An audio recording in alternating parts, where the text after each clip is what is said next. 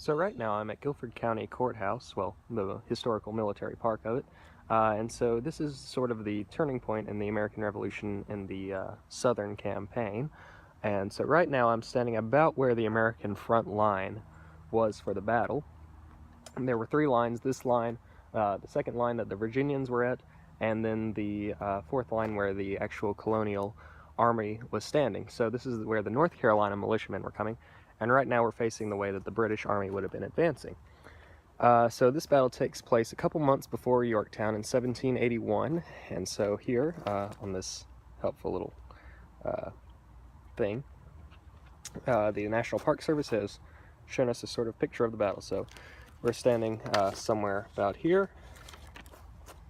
There's the British line, and so that's that way. We're still at the front lines, but the North Carolina militiamen were sort of led by General Light Horse Harry Lee, whose son was Robert E. Lee from the Civil War. And so so this is the first line. It happens about 10 in the morning. So the North Carolina Minutemen fire one shot and then retreat that way past the second line. Some just straight up bail, some go back and regroup later on. But yeah, so this is sort of the front line. So imagine, if you will, a bunch of redcoats coming over from in there. And so since, as you can see, this is a wooded area, not much has changed. There was a lot of sort of confusion and not really tight ranks, so it was a bit of a hard battle to fight. So this is the second line where the Virginia Minute and militiamen were standing.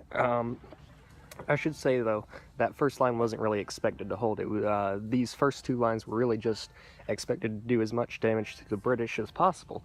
And so, as you can imagine, we have British and Hessian troops, professional soldiers coming at you, and you're just a farmer who signed up for guard duty. This is a little bit more than what you're expecting, right? So, yes, this is where the Virginia troops would be standing, lined up from there all the way over that way. Over that way, there's more statues and stuff of Nathaniel Greene and some of the North Carolina signers of the Declaration of Independence. I won't go over there because at 1 o'clock they're doing a weapons demonstration at stop number 6, so I'm going to continue on to that. So here we are at the American third line. Well, third line's more over there, but this is about where it is.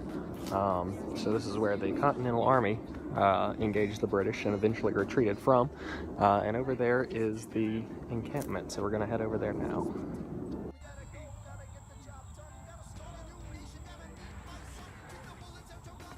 Another click.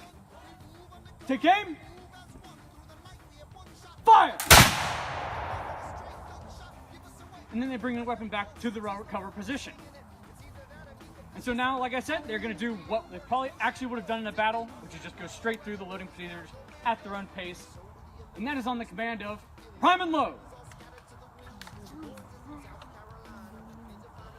Professional soldiers could be expected to load and fire their weapon 3 to 4 times a minute. Again, that's the smooth bore.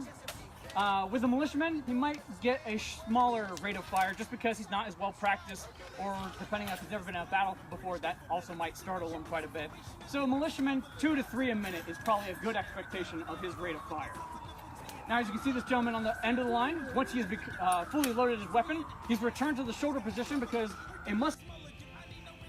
So here I am back at the Virginia line, and this is the road that they're fighting on. So I sort of lied when I said I wasn't coming back to Nathaniel Greene's statue.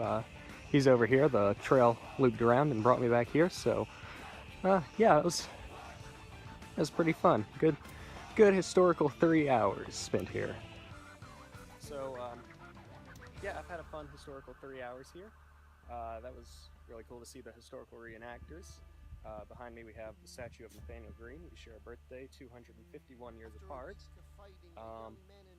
The actual Battle of Guilford Courthouse occurs on March 15th, so I'll probably come back here and see that and put up a video for you guys. We tend to our wounded, we count our dead. Black and white soldiers wonder alike if this really means freedom. Not yet. We negotiate the terms of surrender. I see George Washington smile. We escort their men out of Yorktown. They stagger home single file. Tens of thousands of people flood the streets. There are screams and church bells ringing. And as our fallen foes retreat, I hear the drinking song they're singing.